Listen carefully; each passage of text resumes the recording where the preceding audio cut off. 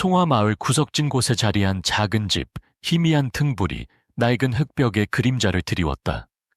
틈새로 스며드는 칼바람은 북녘의 매서운 겨울 주위를 실어왔다.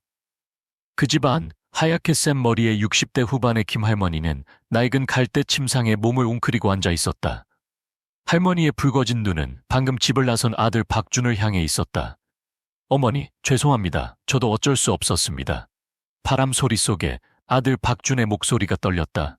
김할머니는 아무 말 없이 낡은 털실 목도리를 움켜쥐었다. 아들의 말이 이 집을 떠나야 한다는 의미라는 것을 할머니는 알고 있었다. 사랑하는 유일한 아들과 헤어져야 한다는 뜻이었다. 박준은 김할머니에게 전부였다. 남편은 일찍 세상을 떠났고 할머니는 홀로 아들을 키우며 온갖 고생을 했다. 논밭을 일구고 돗자리를 짜고 행상까지 하며 아들이 번듯하게 공부해서 미래를 밝히기를 간절히 바랐다. 박준은 그런 어머니의 기대를 저버리지 않고 공부도 잘하고 바르게 자랐다. 어머니의 자랑이었다. 하지만 박준이 성장하여 결혼을 하면서 상황이 바뀌었다. 아내 이하나은 예쁘고 똑똑했지만 부유한 가정에서 자랐다.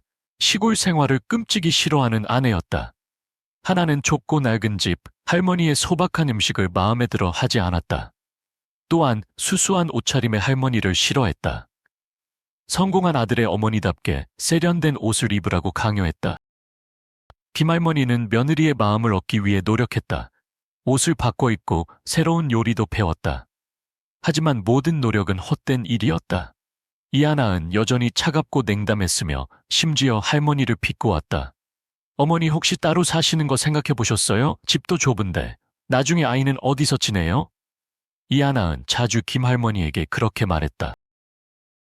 박준은 모든 것을 지켜봤지만 침묵할 수밖에 없었다. 아내도 사랑했지만 어머니도 소중했다. 두 여자 사이에서 어떻게 해야 할지 알 수 없었다. 그러던 중 이하나이 임신을 하면서 갈등은 더욱 심화되었다. 이하나은 건강이 안 좋다는 이유로 집안일을 할머니에게 전부 떠넘겼다. 할머니는 나이가 들어 몸도 성치 않았지만 며느리를 편안하게 해주려고 노력했다. 하지만 이하나은 만족하지 않았고 할머니를 집에서 내보내 아기 방을 만들려고 했다. 박준에게 말했다. 어머니를 내보내지 않으면 이혼할 거예요. 더 이상 저분과 같이 살 수 없어요.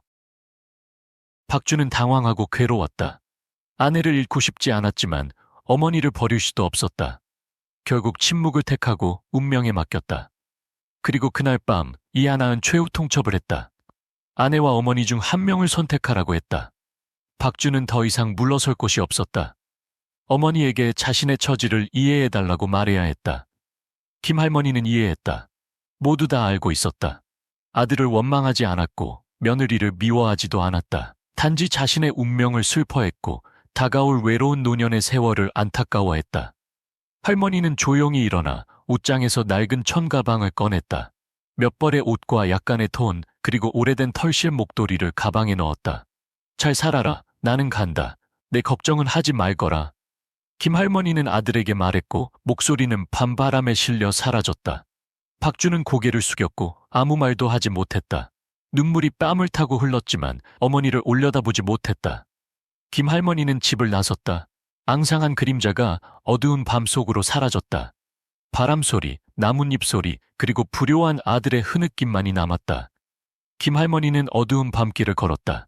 갈 곳도 목적지도 없이 덜컹거리는 흙길이 할머니의 맨발을 찔렀다. 매서운 바람은 할머니의 얇은 옷을 파고들며 온몸을 떨게 했다. 어디로 가야 할지 알 수 없었다. 평생을 마을에서만 살았는데 이제는 익숙한 집을 떠나야 했다. 할머니는 세상에 홀로 남겨진 한 잎의 낙엽처럼 느껴졌다. 배는 고팠고 다리는 풀렸다. 김할머니는 길가에 쓰러졌다. 눈물이 쉴 새 없이 흘러내렸다. 아들과 함께했던 행복한 시절, 따뜻한 집, 사랑이 가득했던 소박한 밥상이 그리웠다. 이제 모든 것은 과거가 되었다. 김할머니는 박준을 원망하지 않았고 이하나를 미워하지도 않았다. 모든 사람은 자기 선택과 고통이 있다는 것을 알았다. 할머니는 가난하고 무력한 자신을 자책했다. 아들에게 충분한 삶을 주지 못한 것을 후회했다. 다음 날 아침 김할머니는 추위와 허기에 떨며 깨어났다. 길가 포장마차에 들어가 뜨거운 차를 부탁했다. 주인은 착한 여인이었고 불쌍한 할머니를 위해 빵까지 주었다. 김할머니는 감사한 마음에 빵을 허겁지겁 먹고 다시 길을 나섰다. 할머니는 어디로 가야 할지 모른 채 떠돌았다. 음식을 구걸하고 고물을 주우며 하루하루를 겨우 살았다. 어떤 날은 비바람 속에 다리 밑에서 자야 했고 얇은 비닐 옷 속에서 몸을 떨었다. 아플 때면 길가에 쓰러져 지나가는 사람의 도움을 기다릴 수밖에 없었다. 떠돌이 생활은 김할머니에게 많은 것을 가르쳐 주었다. 인내, 극복, 관철, 경청, 그리고 사람에 대한 이해를 배웠다. 세상에는 어려움 속에서 서로 돕는 따뜻한 마음을 가진 사람들이 많다는 것을 깨달았다. 어느 날 장터에서 고물을 줍던 김할머니는 자원봉사 학생들을 만났다. 그들은 옷과 음식, 약을 주었고 할머니의 사정을 물었다. 할머니는 자신의 이야기를 솔직하게 털어놓았다. 학생들은 김할머니의 처지를 안타까워하며 힘내라고 격려했다. 할머니에게 서울에 있는 가정집에서 일자리를 구해주었다. 김할머니는 기뻐하며 서울로 향했다. 고통스러운 떠돌이 생활을 벗어나 새로운 삶을 시작할 기회였다. 김할머니의 눈앞에 펼쳐진 서울은 완전히 다른 세상이었다. 높이 솟은 건물, 넓게 뻗은 도로, 바쁘게 움직이는 자동차들, 자동차 경적 소리는 고요한 시골 마을과 너무나 달랐다. 김할머니가 일하게 된 집은 부유했고 고급스러운 저택에서 살았다. 할머니는 집안 청소, 요리, 빨래를 해야 했다. 힘들었지만 할머니는 최선을 다했다. 성실하고 정직한 할머니는 집주인들의 사랑을 받았다. 집주인은 친절했고 김할머니를 일꾼이 아닌 가족으로 생각했다. 자주 대화를 나누며 할머니의 삶에 대해 물었고 용기를 주었다. 특히 집주인의 막내딸인 김미는 할머니를 무척 따랐다. 착하고 공부도 잘하는 김미는 할머니의 집안일을 도왔고 재미있는 이야기를 해주었으며 스마트폰 사용법도 가르쳐 주었다. 집주인의 도움으로 김할머니는 서울 생활에 익숙해졌다. 첨단 기기 사용법부터 도시 생활 매너까지 많은 것을 배웠다. 김할머니는 돈을 모아 고향에 보냈다. 어려운 이웃에게 도움이 되기를 바랐다. 큰 돈은 아니었지만 할머니의 따뜻한 마음을 전하고 싶었다. 시간이 흐르면서 김할머니는 서울 생활과 일에 점점 애정을 갖게 되었다. 과거의 걱정에서 벗어나 자유로운 삶을 살았다. 하지만 마음 한구석에는 아들 생각뿐이었다. 박주는 어떻게 지낼까? 건강할까? 자신을 내쫓은 것을 후회할까? 아들에게 연락하고 싶었지만 며느리가 막을까봐 걱정스러웠다. 어느 날 저녁 김민의 방을 정리하다가 우연히 사진 한 장을 보게 되었다. 박준의 가족 사진이었다. 김민은 박준의 조카였다. 김할머니는 기쁘고 감격스러워 김민에게 박준에 대해 물었다. 김민은 아무렇지도 않게 부모님 이야기를 했다. 김할머니는 박준이 아들을 두었고 사업도 잘 되며 옛날 집에서 살고 있다는 것을 알게 되었다. 아들의 소식을 듣고 할머니는 안심했다. 더 바랄 것이 없었다. 아들 박준이 행복하기만을 바랐다. 김할머니는 박준에게 연락하지 않기로 했다. 아들 가족의 행복을 방해하고 싶지 않았다. 멀리서 박준을 지켜보며 행복을 빌어주기로 했다. 세월이 흘러도 김할머니는 봉사활동과 고향 사람들을 도우며 여전히 열심히 살았다. 평범하지만 평화로운 삶을 살았다. 더 이상 자신을 걱정하지 않았고 가족을 걱정하지도 않았다. 어느 날 김할머니는 고향에서 충격적인 소식을 들었다. 박준이 교통사고로 크게 다쳤다는 소식이었다. 김할머니는 절망에 빠졌고 고향으로 내려갔다. 병원에 도착했을 때 박준은 고비를 넘겼지만 여전히 위독한 상태였다. 이하나은 퉁퉁 부은 얼굴로 울고 있었다. 할머니를 보자마자 며느리는 눈물을 흘렸다. 어머니, 죄송해요. 제가 잘못했어요. 제발 절 버리지 마세요. 이하나은 김할머니를 안고 엉엉 울었다. 김할머니는 며느리를 안아주었다. 지난 세월 동안 며느리를 원망하지 않았다. 이하나도 한 명의 여자였고 실수도 할 수 있다는 것을 이해했다. 울지 마라. 나는 너를 원망하지 않는다. 중요한 것은 박준이 건강해지는 것이다. 김할머니는 며느리를 다독였다. 박준은 어머니를 보고 흐느꼈다. 과거의 잘못을 후회하며 어머니께 용서를 구했다. 어머니, 제가 불효했어요. 어머니 말씀을 듣지 않아서 어머니를 고생하게 했어요. 박준이 눈물을 글썽이며 말했다. 김할머니는 아들의 눈물을 닦아주고 미소 지었다. 다 괜찮다. 이제 너는 건강해져서 너의 가족을 잘 돌봐야 한다. 할머니는 부드럽게 말했다. 그 후 며칠 동안 김할머니는 병원에서 아들을 간호했다. 죽을 끓여 먹이고 약을 바르고 몸을 닦아주었다. 이하나도 완전히 달라졌다. 남편을 정성껏 간호하고 할머니를 도왔다. 박주는 점차 회복했다. 어머니의 사랑 그리고 달라진 아내의 모습을 느낄 수 있었다. 어머니와 아내에게 감사했다. 다시 기회를 준 것에 고마웠다. 박준이 퇴원한 후 김할머니는 잠시 고향에 머물기로 했다. 아들을 위로하고 가족의 행복을 빌어주었다. 이하나도 완전히 달라졌다. 더 이상 이기적이고 냉정했던 며느리가 아니었다. 할머니에게 용서를 구했고 잘못을 깨달았다. 김할머니를 친어머니처럼 모시고 효도했다. 박준 가족은 행복한 시간을 보냈다. 할머니는 아들과 며느리가 서로 사랑하고 위하는 모습을 보며 기뻐했다. 할머니의 고생이 보상받는 기분이었다. 김할머니는 평화로운 삶을 살았지만 운명은 다시 한번 할머니를 시험했다. 시장에서 갑자기 쓰러진 할머니는 병원에 입원했고 심장병이 재발되어 수술이 필요하다는 진단을 받았다. 김할머니는 걱정했다. 죽는 것이 두려운 것이 아니라 아들에게 짐이 될까봐 걱정스러웠다. 박주는 어려운 시기를 보내고 있었기에 더 힘들게 하고 싶지 않았다. 하지만 박준과 이하나은 할머니를 서울로 모시고 와 치료받게 했다.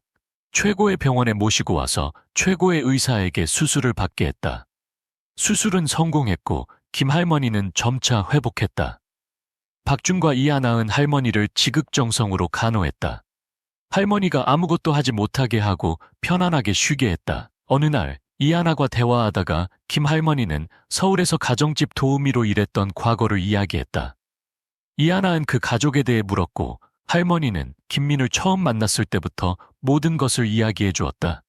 이야기를 듣던 이하나은 깜짝 놀랐다. 할머니가 말한 가족이 대학 시절 친구의 가족이었다.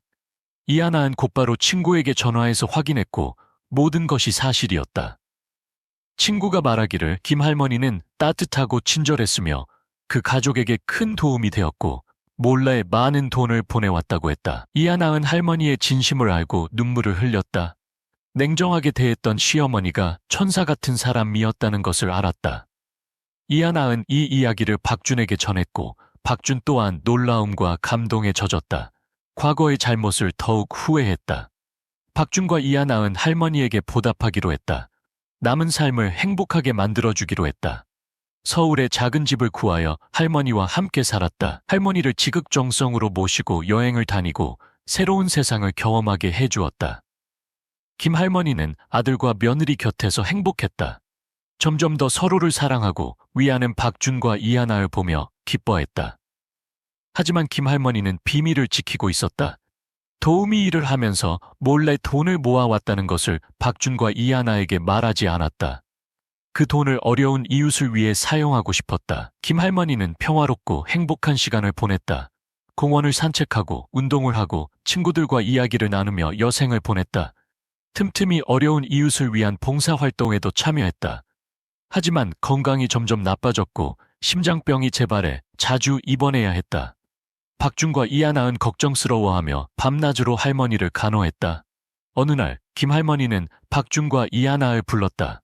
나무 상자를 건네며 말했다. 이것은 너희에게 주는 엄마의 선물이다. 내가 없어진 후에 열어보아라.